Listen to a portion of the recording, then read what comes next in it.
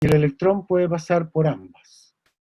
Y atrás de eso, una pantalla. Así que si me muevo de aquí para acá, de repente me confundo porque la foto ahí sale justo al revés de lo que yo muevo las manos, entonces, por la inversión del espejo. Así que por aquí tiro un electrón, el electrón viaja, y aquí hay dos ranuras, ¿no es cierto? Los dedos indican la ranura, y el electrón puede pasar por dos de ellas, y llega a una pantalla que está más atrás. Y en la pantalla se produce exactamente el mismo fenómeno que una onda. Es decir, se producen parámetros de difracción cuando pasa las ranuras e interferencia, y en la pantalla aparecen franjitas negras, luminosas, negras, luminosas, como que el electrón llega a ciertas partes y no llega a todas.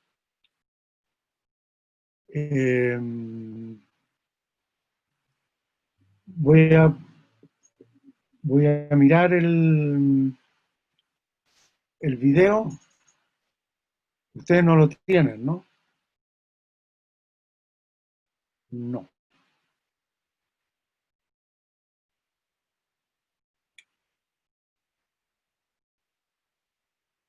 No sé cómo.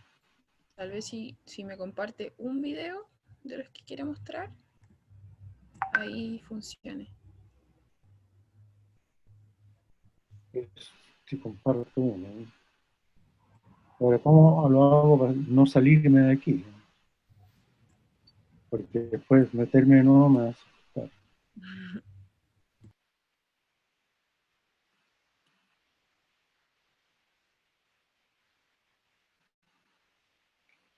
Ya.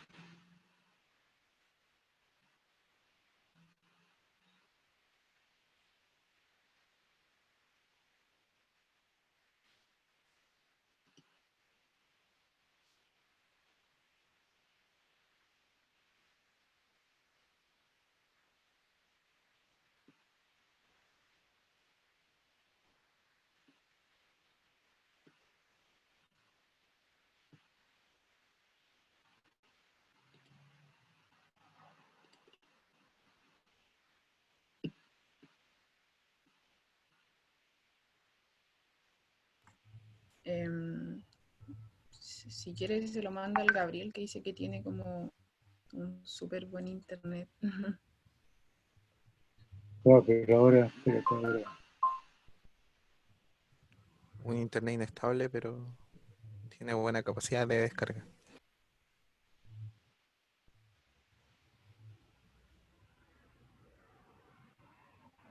Pero si no, igual puede como seguir y después podemos nosotros el auxiliar mostrarle el video a los chicos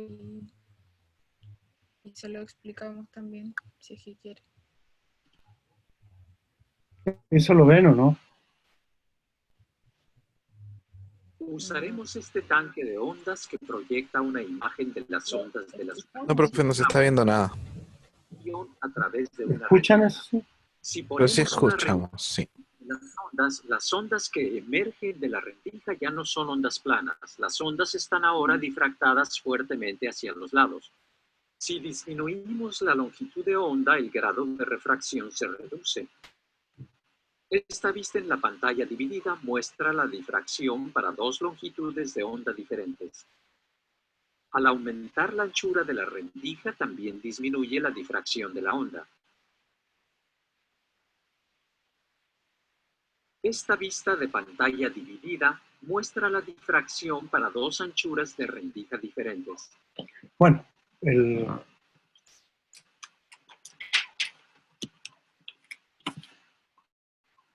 no se ve entonces. No hay cómo hacerlo. Ya. No sé, traté de subirlo, pero como digo, estos son comprados, no son. Pero voy a ver en YouTube, digamos, hay 500 de estos, no están explicados, eso sí, o algunos no están bien explicados. Esto está bien explicado y está bien conciso. La cosa es que cuando una onda plana, si viene una onda plana, pasa, digamos, por dos rendijas chiquititas, En el otro lado, cada rendija se comporta como una nueva fuente. Y esa nueva fuente interactúan en las ondas entre sí, creando máximos, se suman y algunas se restan, y esas que se restan, digamos, quedan en cero y son las franjas negritas que aparecen en la pantalla. Bueno, el electrón, que es una partícula, se comporta de la misma manera. Un electrón, ¿no es cierto?, interactúa algo así como consigo mismo.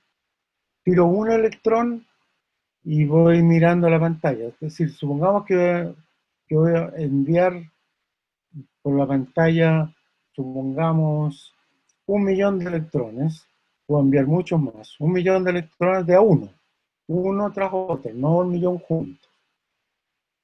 Y los electrones van cayendo siempre, siempre, siempre con la misma región donde brillante, donde oscuro no cae ninguno, donde brillante empiezan a caer y la luminosidad en esas franjas empieza a aumentar, a pesar que van de uno solo. Entonces la pregunta es, ¿cómo explicar eso? Este es un experimento, llamémosle sencillo, probablemente aquí, por la dificultad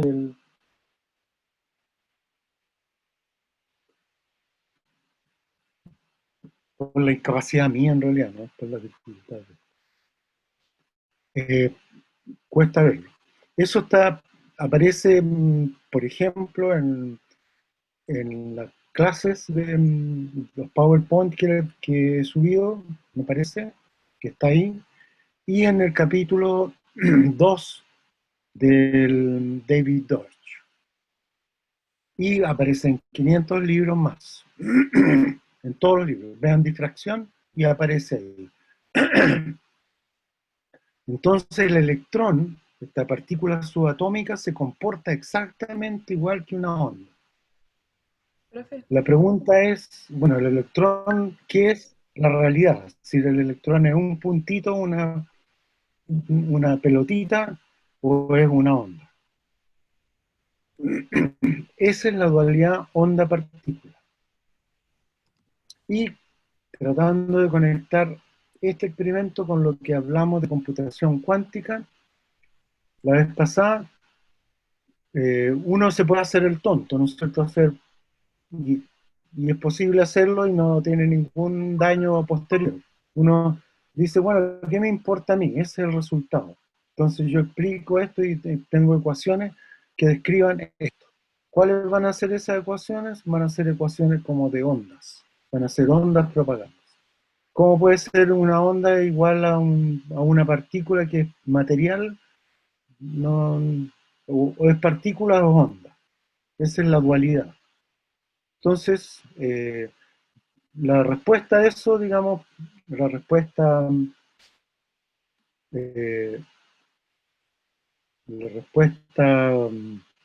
digamos, material, es decir, no empezar a elucubrar filosofías, digamos, es decir, me importa un comino, no es una buena pregunta. Los primeros que hicieron esto, al comienzo, en 1900 y tanto, dijeron, bueno, esto es una pregunta no permitida, es decir, hay preguntas buenas, preguntas malas, es una pregunta mala porque no lleva a nada. Sin embargo, aparecieron estas otras, en los años 70 aparecieron estas otras interpretaciones en que en realidad era un solo electrón, porque no pueden haber dos electrones. Si yo mando un electrón, ¿cómo un electrón va a interactuar consigo mismo? De ahí nació la idea loca de que existían otros universos con otro sistema exactamente igual, que uno interactuaba con ese otro universo. ¿Cómo interactúa uno con ese otro universo? Entre paréntesis, esta pregunta es súper importante. Y a uno de mis nietos le contaba el fin de semana esto de los muchos universos. Él se llama Mateo y entonces él me decía, bueno, yo soy Mateo, quiero hablar con el Mateo del otro universo, a ver cómo es. Acá exactamente es una pregunta de un niño, 10 años, ¿no es cierto? Pero es totalmente válida, es decir, ¿cómo interactúa? Entonces, lo que los tipos dicen, bueno, interactúan cuando los sistemas están muy cercanos, es decir, son muy parecidos, y llegan a un mismo punto en alguno de los dos sistemas. Acá llegan al mismo punto, ¿no es cierto?, en la pantalla. y ahí interactúan.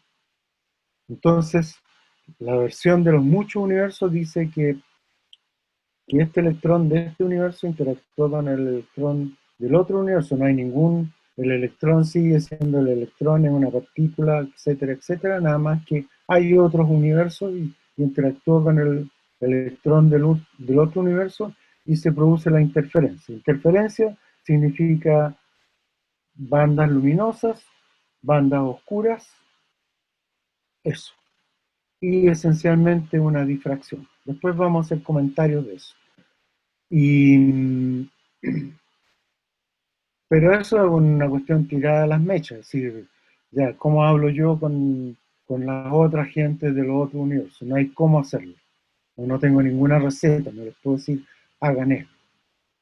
Entonces, de ahí, ¿no es cierto?, aparece la idea esta que me parece que es original de David Deutsch, que es decir que, ¿cómo se llama?, que hay muchos universos y que la otra partícula, digamos que en este experimento uno hace, este es un experimento para hacer interactuar electrones de este universo con el de otro universo. ¿Y cómo se llega a los computadores cuánticos a través de esto? Se llega a los computadores cuánticos a través de esto porque por un largo camino, esto venía tramitándose de los años 60, largo camino que dice que el computador cuántico es muchísimo más rápido que el computador clásico. Y que el computador cuántico puede factorizar números con 11 cifras significativas que toman una cantidad de cálculos enormes.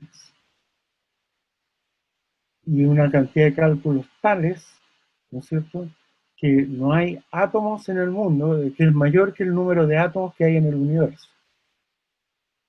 Y de ahí entonces nace la idea, o la demostración, de acuerdo a David Deutsch, de que existe en otro universo, porque ese computador cuántico, si logramos hacer un computador cuántico, nadie ha hecho un computador cuántico con esa rapidez, con esa capacidad. Hay computadores cuánticos y después vamos a averiguar un poco. La Bell Lab tiene un computador cuántico guaguita, así chiquitito, donde permite a los estudiantes participar, así de hacer cálculos. Vamos a ver si podemos hacer, si alguno en el curso está interesado y puede hacer una cuestión simple, los dejan entrar. Yo me inscribí una vez y como siempre, digamos, dejo las cuestiones para mañana, nunca hice un experimento, pero me aceptaron y quedé inscrito y toda la cuestión. Nadie me rechazó. A pesar que no propuse, por ejemplo, un experimento, pero no hay para qué hacer eso. Es mejor proponer un experimento, un cálculo simple y ver cuánto.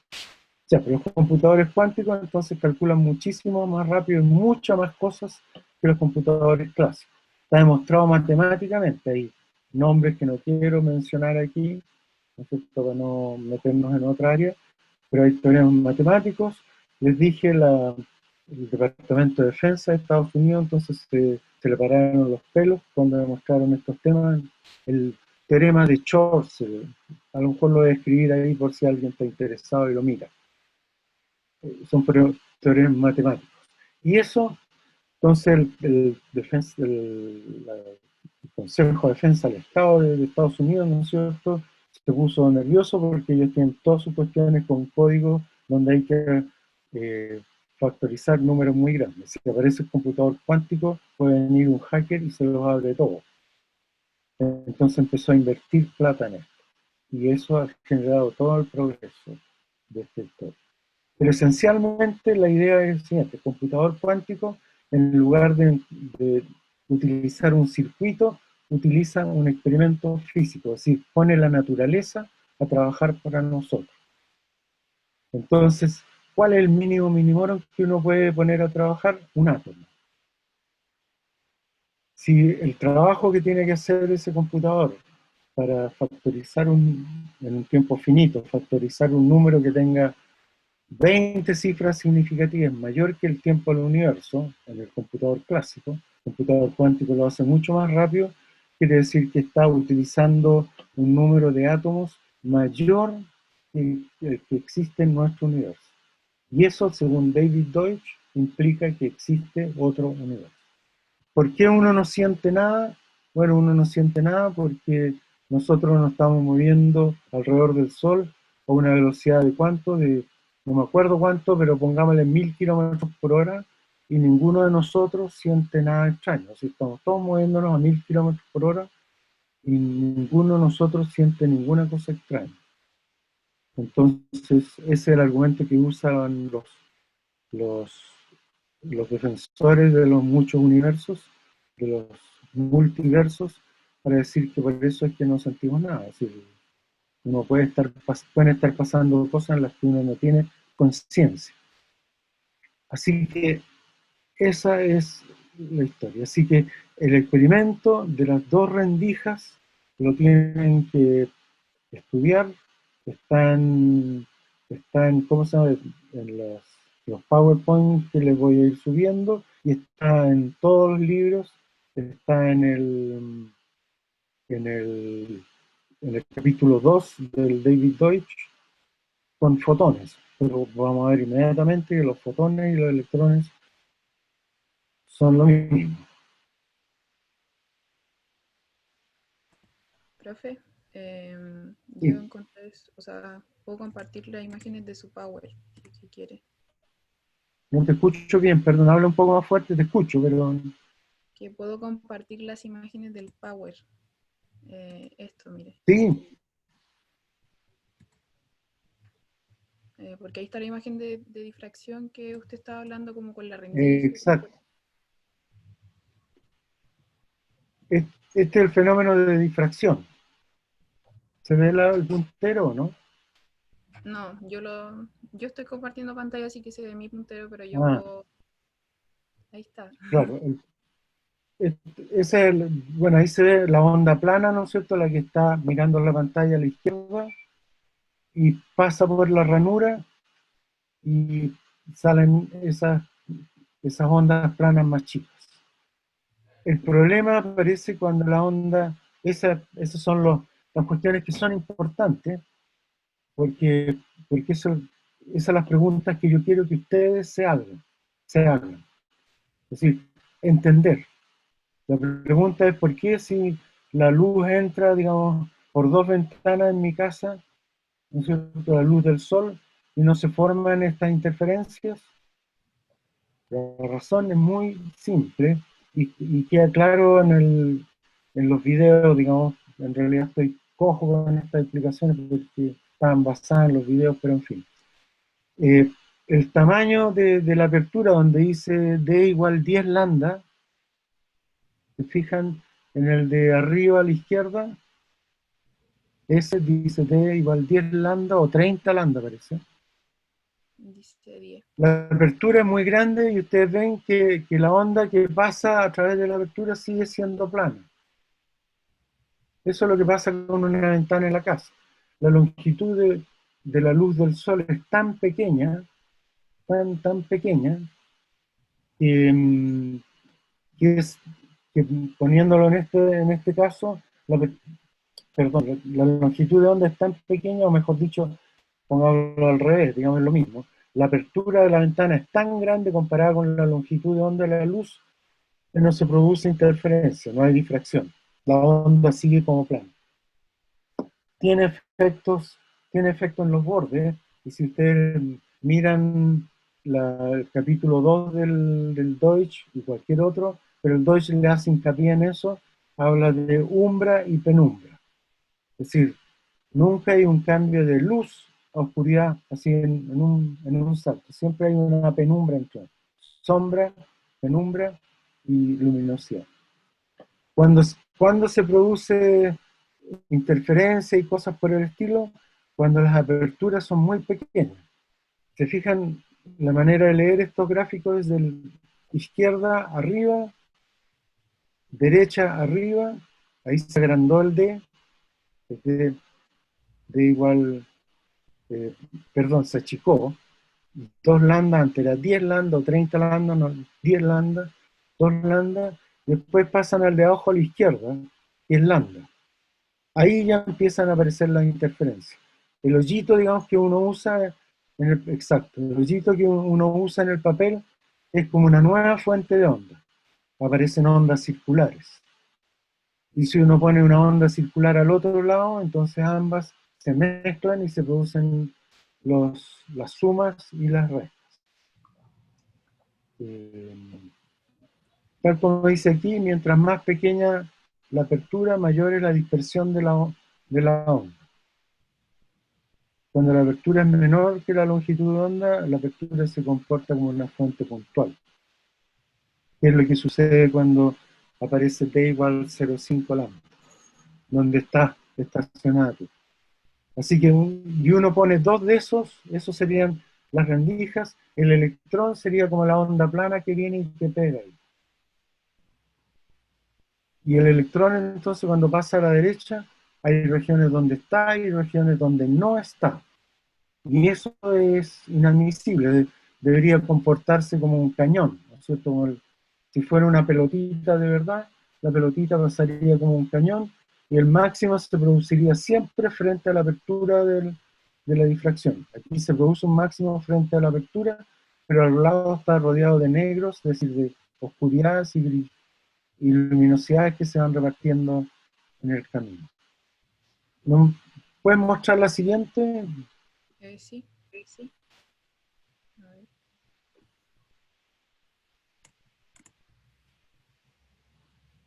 Ya no, eso ahí nos metemos. Tengo este también. Todavía no quiero hablar del principio de incertidumbre. Ah, Vamos a hablar entonces de a ver, córrete un poquito más, anda hacia atrás, esa es la primera, no, por la 30, la 29, ya dale para atrás. Ya. Ah, ahí. Bueno, ahí estamos bien. Eso es precisamente lo que estamos hablando, ¿no es cierto? A la izquierda está la fuente de electrones, aquí hay una sola rendija, y a pesar que hay una sola rendija, se produce un máximo frente, pero se producen rayitas negras al lado, ¿no es cierto? Se ve mejor acá abajo. Cuando hay dos rendijas se producen dos máximos, ¿no es cierto? Y puntos oscuros, no tendrían por qué aparecer esos puntos oscuros con el electrón. Veamos el siguiente, el 24. Acá está el electrón, ¿ven? Ah, perdón, el otro eran las balas, disculpe. El anterior, el 23, eran las balas de cañón. Estas son balas de cañón. Todas las balas de cañón llegan perfectamente al centro, ¿no es cierto? Viajan directamente, pasan por la ranura, viajan derecho y llegan ahí. Corre la ranura, estas son las dos ranuras, hay una ranura a la izquierda, otra ranura a la derecha, uno suma las dos ranuras y se suman los dos gráficos anteriores. Aquí está explicado, balas de cañón, al atravesar una rendija, primero y después dos rendijas abiertas simultáneamente, la mayor intensidad se acumula frente a la ranura correspondiente. Ahora veamos la otra. Estos son los electrones donde no tienen nada que ver, digamos, este grafiquito no tiene nada que ver con los anteriores. De aquí entonces uno deduce que frente a la deducción correcta es frente a este experimento, donde la distancia entre las dos rendijas es pequeña, las rendijas, el ancho de la rendija es muy, muy, muy pequeño, entonces en la pantalla se ven, tal como ustedes aprecian, unos máximos y unos mínimos. El cañón de electrones que veíamos, el cañón que veíamos más arriba, ese no, simplemente se suman las dos cosas, se suman las dos intensidades. Acá se produce interferencia. Estas rayitas luminosas, oscuras, es fenómeno de interferencia. ¿Y cómo se explica? Si yo soy físico, quiero explicar eso. Entonces, tengo derecho a dar una buena explicación y que prediga cosas. Entonces, yo digo que mire que los electrones se comportan como ondas estas ondas pasan por las dos ranuras que aparecen ahí. Esas dos ranuras, entonces, que son muy estrechas, actúan sobre los electrones, actúan como fuentes puntuales de los electrones, como ondas, y los electrones se comportan como ondas entonces, y se produce un diagrama de interferencia en la pantalla. Cosa que no ocurriría si los electrones fueran bolitas de cristal, digamos, y no ondas. Y con eso no tenemos, si mando un electrón, como digo, esta cosa se puede hacer con un solo electrón tirado de uno y el resultado es exactamente el mismo. Hay infinitas cosas extraordinarias acá. Si, puedes bajar un poquitito a ver si...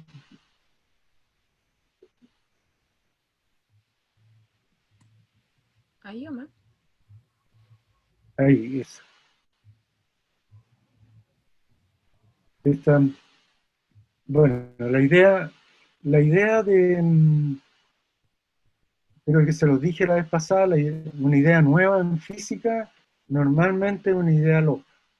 La supercuerda es un ejemplo de eso, que hay ¿cuánto? 11 dimensiones, en fin, y que hay una dimensión aún más pequeña que esta, porque aquí uno está hablando de subatómicas, partículas muy, muy, muy pequeñas, subatómicas. Las cuerdas, digamos, actúan a distancias aún más pequeñas porque dicen que los electrones son como espigas, es decir, como un lazo así que se propagan en el espacio. Bueno, cuando este caballero que aparece ahí, que es Feynman, dijo, tal como lo dijo la primera vez, ¿no es cierto? Dijo un electrón, es decir, una partícula subatómica para ir de un punto a otro, sigue todos los caminos posibles. No es como en mecánica clásica que tiene que ver la fuerza en un solo camino, sigue todos los caminos posibles. Y ese es el significado del monito que aparece acá. El electrón entonces elige todos los caminos. Cada uno, en la interpretación nuestra, cada uno de sus caminos, cada una de esas, uno, dos, ¿cuántas trayectorias? Hay 4 trayectorias. Cada una de esas 4 trayectorias, ¿no es cierto?, representa un evento en este universo o un evento en el otro universo.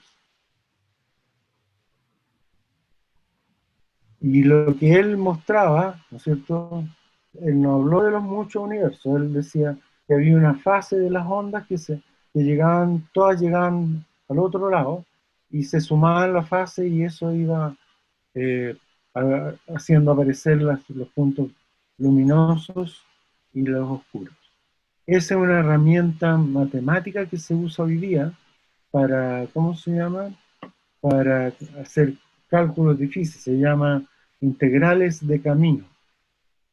Cada una, si quieren ver cómo va una partícula de un punto a otro, la partícula sigue todos los caminos posibles. Y yo tengo que integrar sobre todos los caminos posibles para ver si parte de A y llega a B, digamos que serían los puntos extremos que aparecen aquí, cómo lo hace. Veamos la siguiente.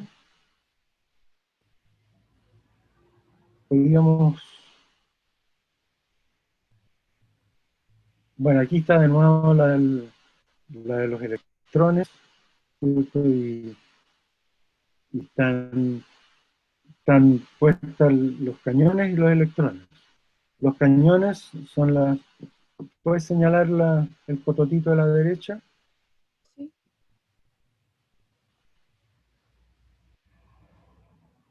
Ah, de mi derecha, de la izquierda, entonces.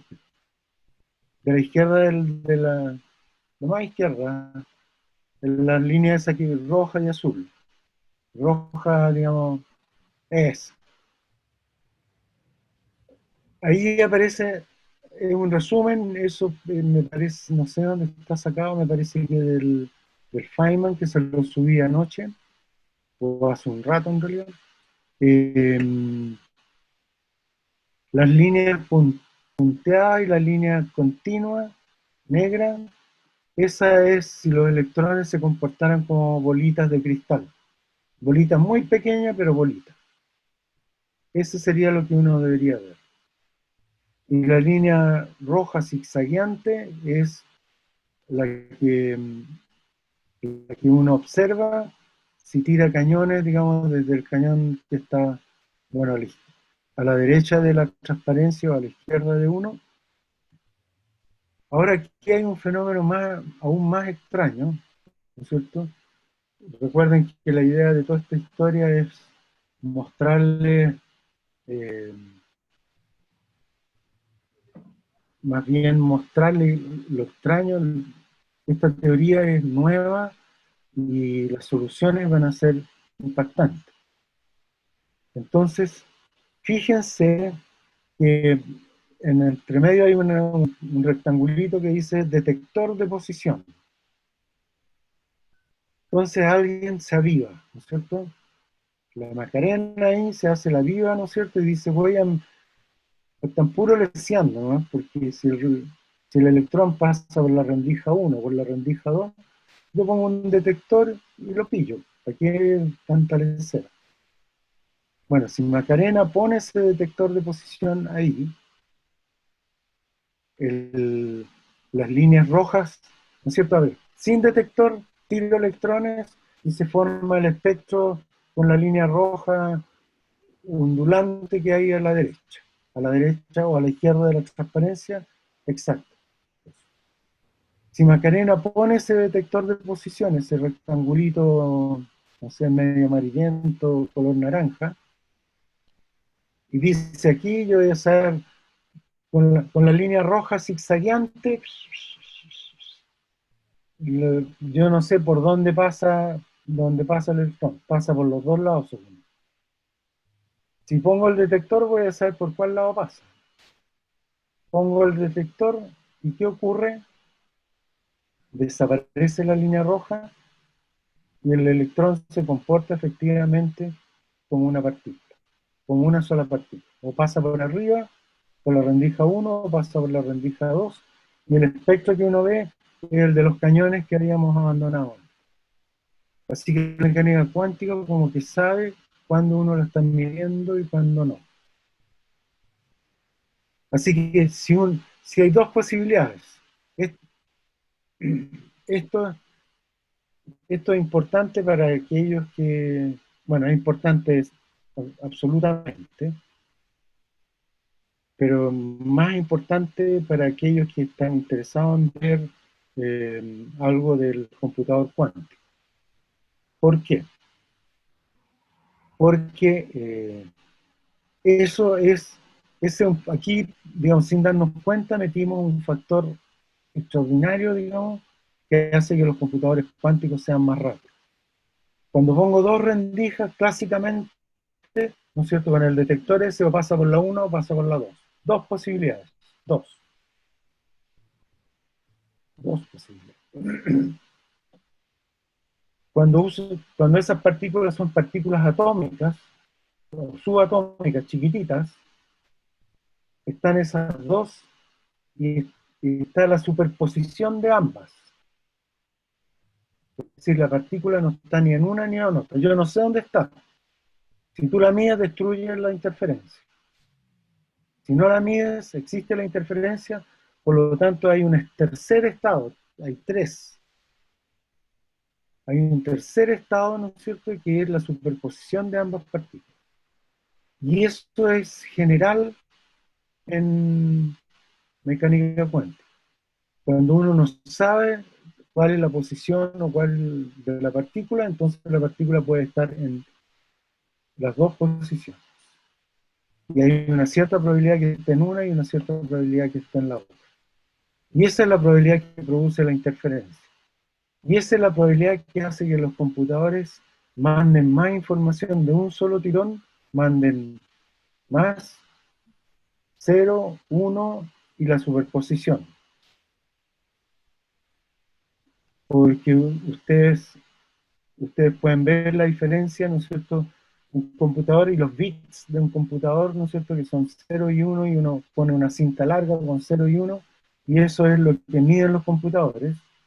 Pues si tiene dos posiciones, si cada punto de la cinta tiene dos posibilidades, 0 y 1, entonces uno tiene, ¿cuántas posibilidades? 2 elevado a n.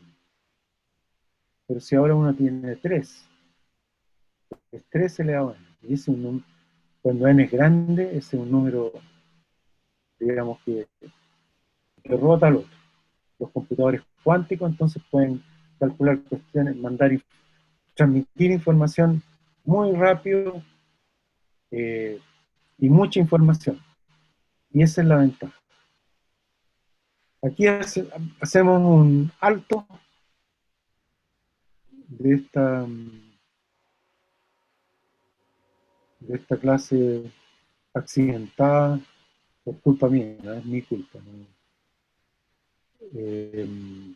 Quería decirle varios puntos que tienen que ver con la materia. Les voy a subir, de verdad que me apesta los alumnos.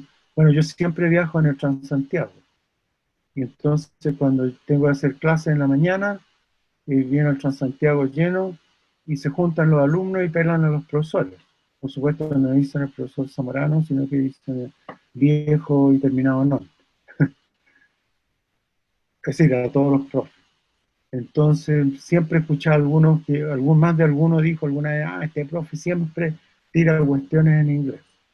La verdad es que no es que yo me entretenga, sé que causo problemas a alguna gente con eso, pero la información de hoy día está en inglés. Entonces, el ejemplo que les voy a subir va a ser un artículo del periódico, ¿no es cierto?, algo así como el Mercurio de Londres. ¿Cómo se llama? The Economist. Nada que ver con física, The Economist. En que habla del 2017, es viejo el artículo, 3 años atrás. Habla de los adelantos, bien cortito el artículo, y señala, digamos, que estamos al borde de una tercera, creo que le llama tercera revolución o algo así. Para que ustedes vean, digamos, que no es mi opinión, que no es yo para dármela de más lindo o no sé qué, les paso estas cuestiones y lo otro. A mí me parece que ustedes tienen que saber eso, y si en 20 años más, probablemente, estoy casi seguro que ustedes van a ver un computador cuántico. Entonces tienen que verlo ahora. Y ver lo elemental nomás, si nadie quiere que sean expertos, ni yo no soy experto en eso. Así que les voy a subir un artículo cortito del Economist, donde hablan de David Deutsch, y hacen, no me acuerdo, yo no lo había visto, pero después, de hecho lo vi ayer por primera vez, o antes de ayer creo, me metí en las cuestiones que tienen los diarios al lado, y entonces salía algo de David Deutsch, y lo bajé, y sale la foto de David Deutsch. Así que se los voy a subir, y David Deutsch dice una cosa que, bueno, como les dije yo, el gallo es el tipo más inteligente que yo, no es genial, pero es el tipo más inteligente que todo lo califican así. Si uno quiere encontrar ideas nuevas, hay que hablar con él.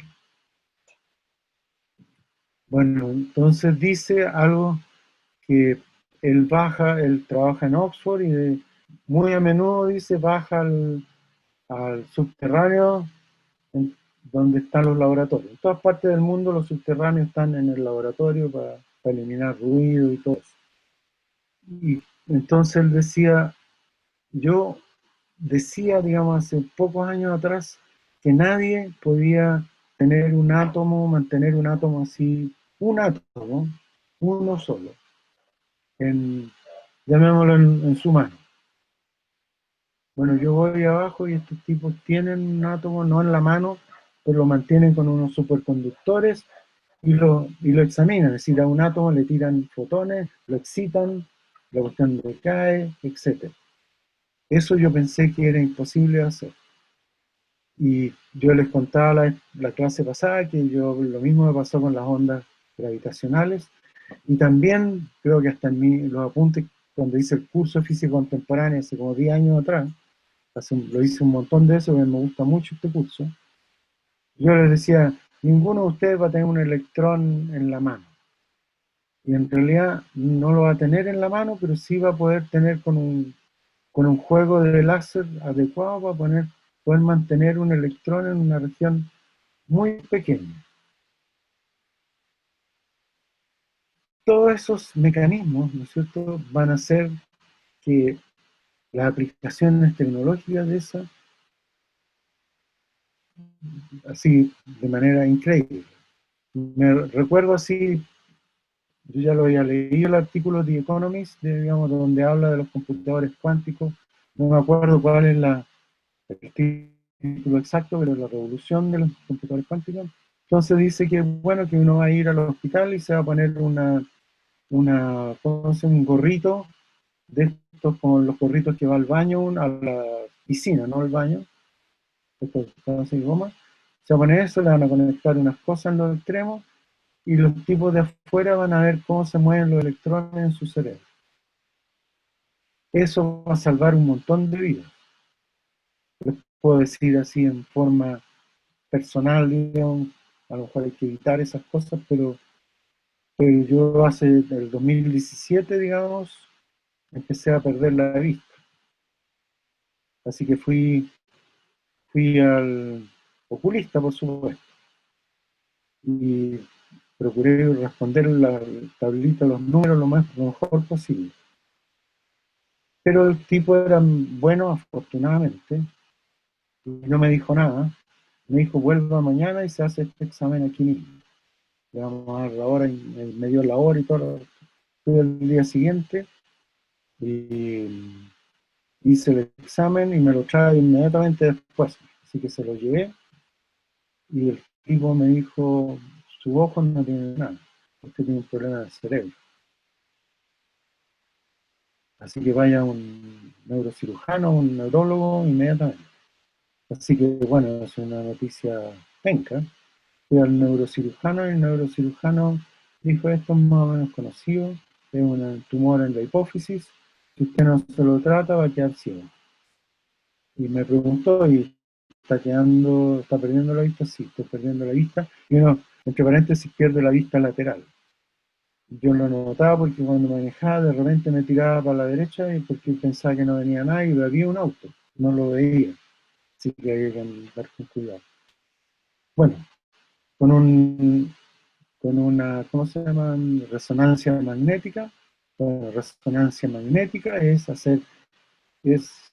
algo así como hacer una parada militar con los átomos dentro del cerebro, que todos vibren y giren de la misma manera, y los tipos le sacan el campo magnético y los electrones se desordenan todos, igual que los soldados, ¿no es cierto? Se desordenan todos y emiten fotones, y ahí donde hay un tumor se emiten más fotones, donde no hay nada se emiten los normales, y a uno le descubren y saben por dónde meterse. De otra manera, así que póngalo de la siguiente manera, si en 1900, porque esto va con la mecánica cuántica, esto es cuántico. La resonancia magnética que está en la clínica Gaira, en la clínica Los Andes, en cualquiera de esas, el motivo, disculpe,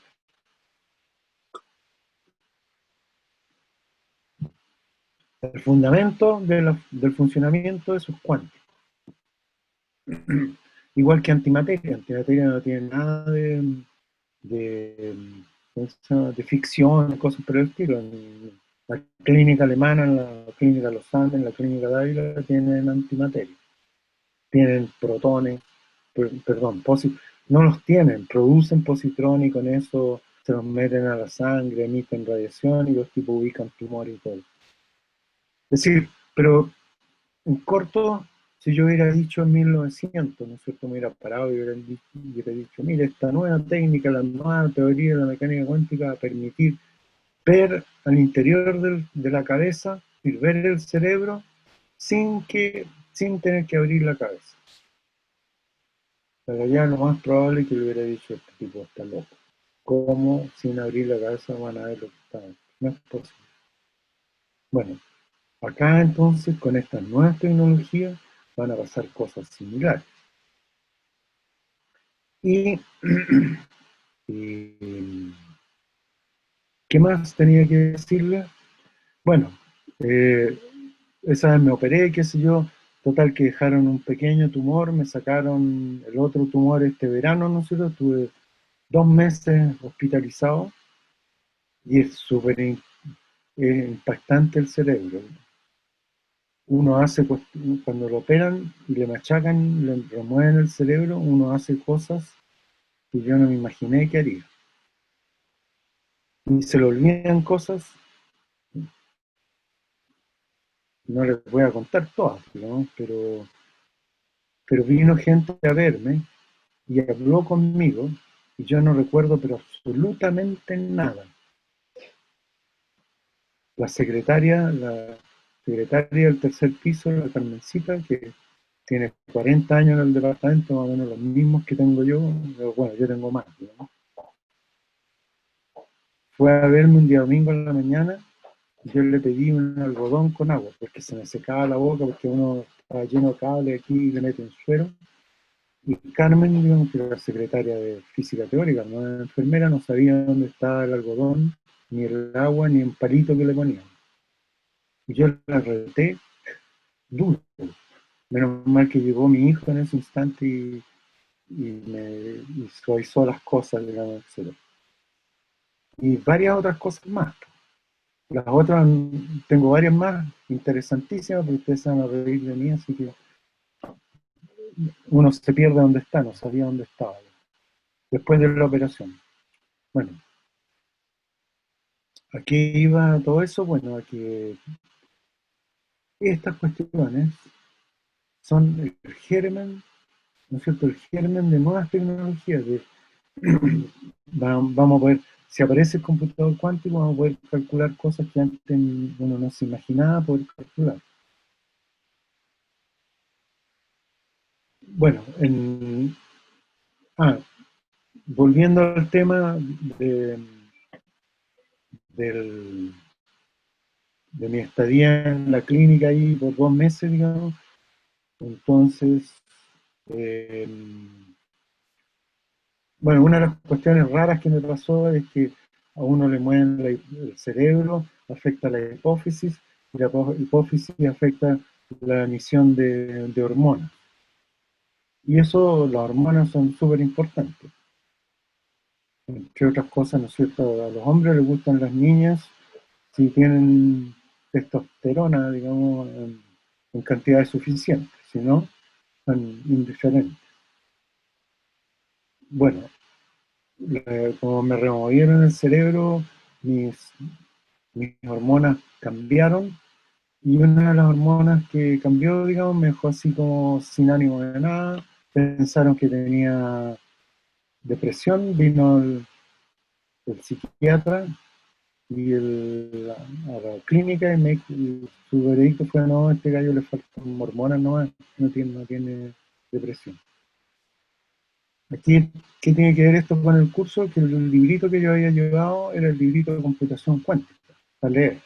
Un libro de divulgación que todavía lo tengo aquí, si alguien lo quiere mirar. Como les he dicho, todos los libros que yo tengo se pueden fotocopiar. Lo único, tratar de no destruir. Se pueden fotocopiar, no destruir, pero fotocopiar.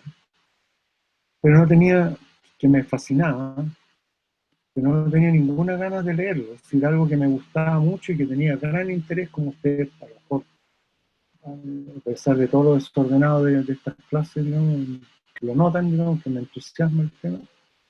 No, miraba el libro y prefería estar mirando la esquina de la pieza.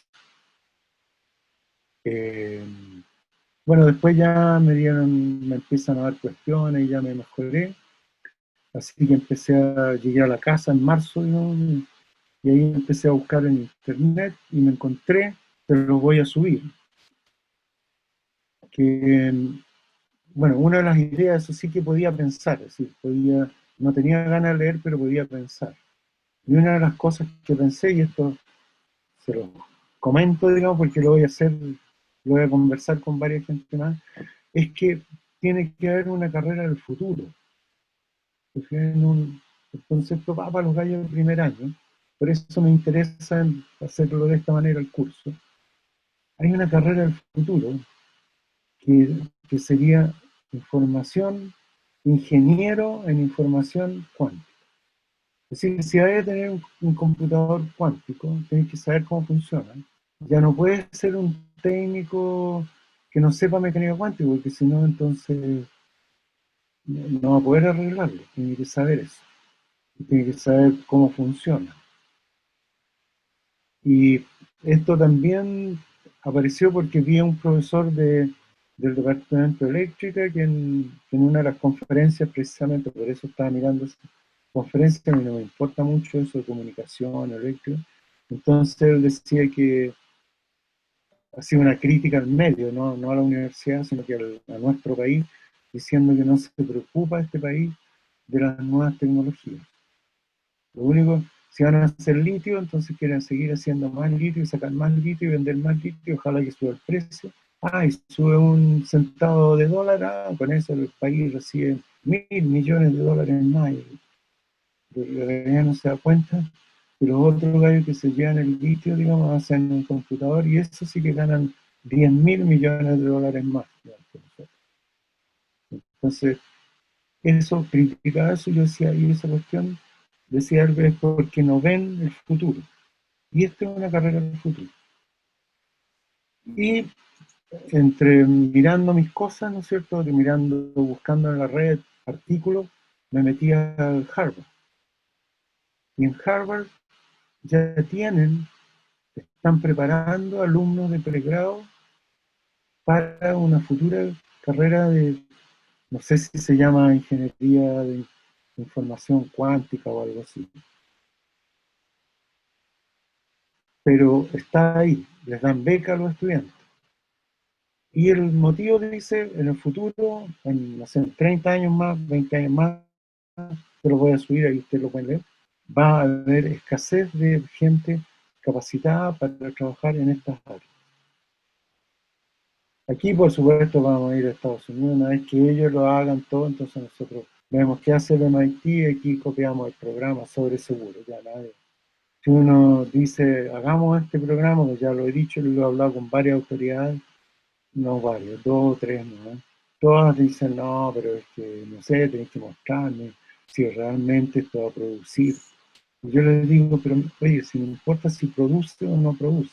Un gallo preparado de esa manera puede trabajar en computación, puede trabajar en ingeniería eléctrica, puede trabajar en un montón de partes.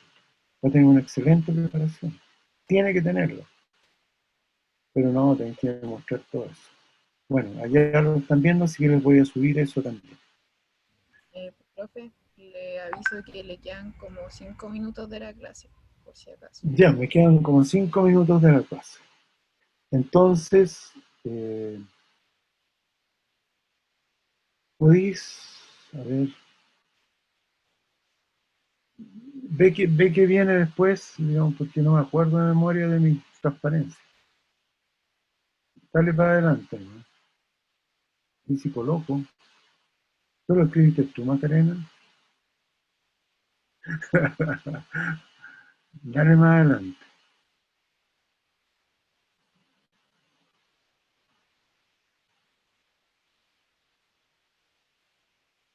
Ya, deja, por ahí nomás déjalo. En la anterior, en esa. ¿Esa o la anterior? ¿Cómo? ¿Esa o la anterior? No, con esa está bien. Es decir, me voy a referir. Oh, no, pongamos, esto puede confundir a la gente. Si pongamos la 31. La 29. La siguiente, no, la siguiente, la 31. Ya. Esa. Ya. Entonces, lo que vimos y con la anterior también, ¿no es cierto? Que si en los dos casos de abajo, en el caso de las ondas que pasan por una rendija chiquitita, menor que la longitud de onda, se producen interferencias al otro lado. Se produce difracción, perdón. Punto S, difracción, quiere decir en esencia que el punto se comporta como una fuente de onda. Es decir, aparecen cositas circulares que se van propagando, como cuando uno tira una piedra en un bote de agua. Entonces, sabemos que si ponemos dos de estas se produce interferencia y el espectro ese de barras luminosas, oscuras, luminosas, oscuras.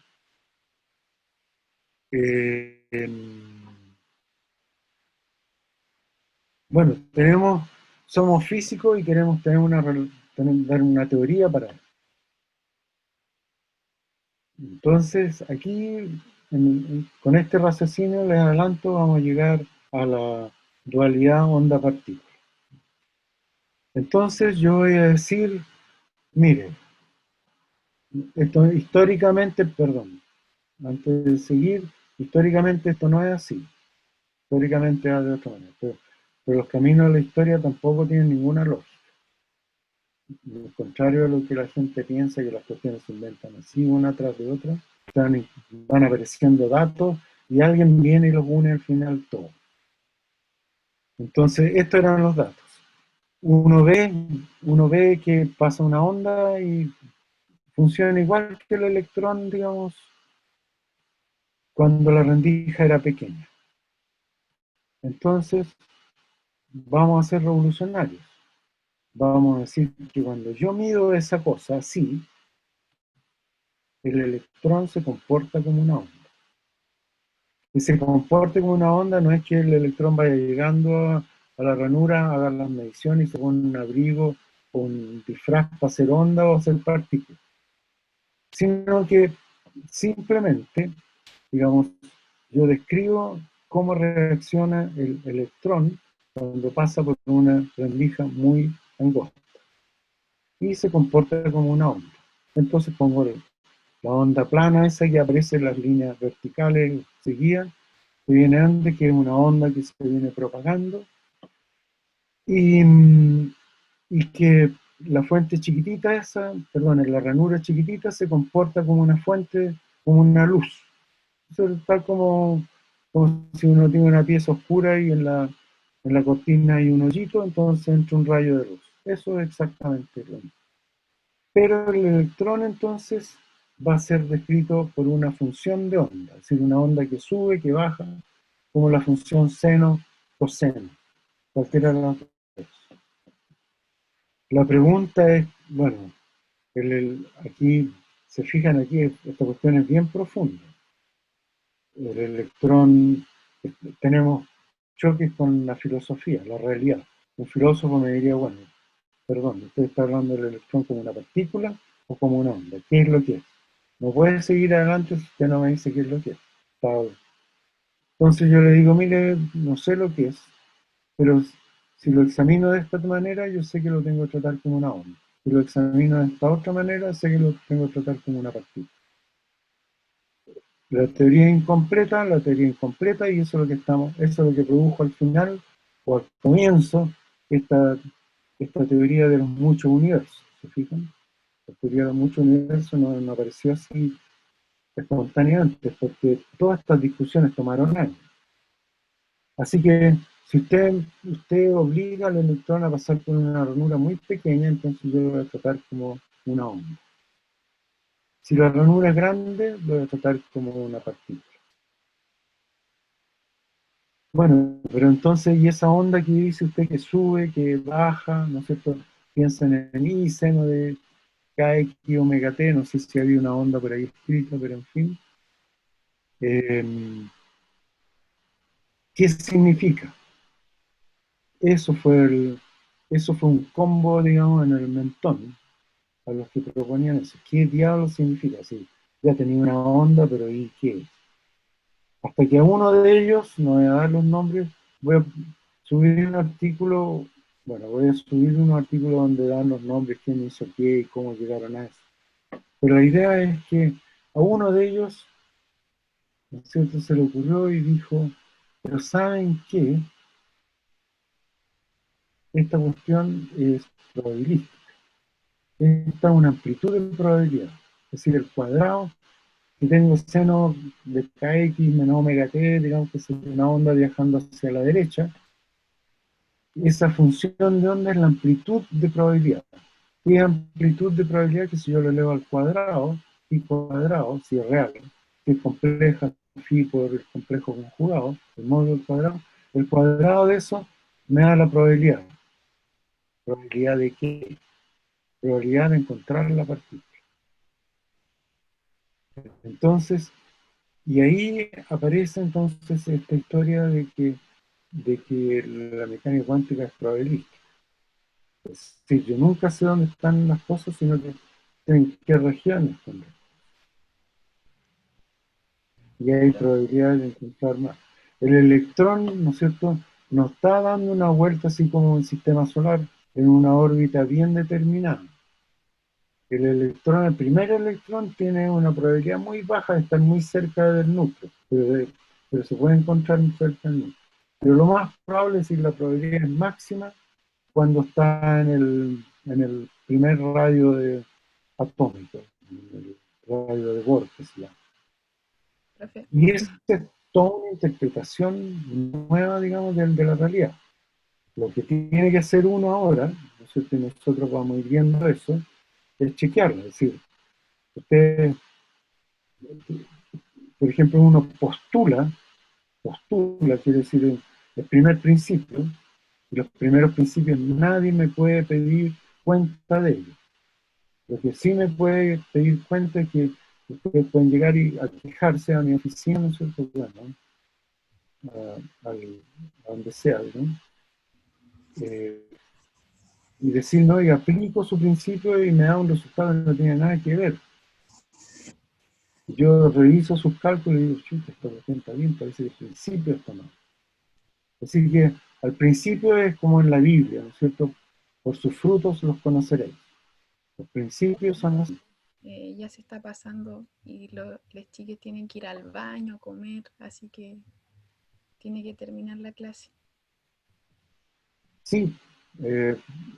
Bueno, podemos terminar ahí. Yo puedo decir un par más, pero se pueden ir, digamos. Sin... ¿Hay alguna pregunta que me dejen, digamos, para... si no me ofendan? No sé si... Pero si hay alguna pregunta, insisto en que yo puedo disparar, todos son en inglés. Pero si alguien quiere leer un libro, lo podemos fotocopiar y no me molesta nada.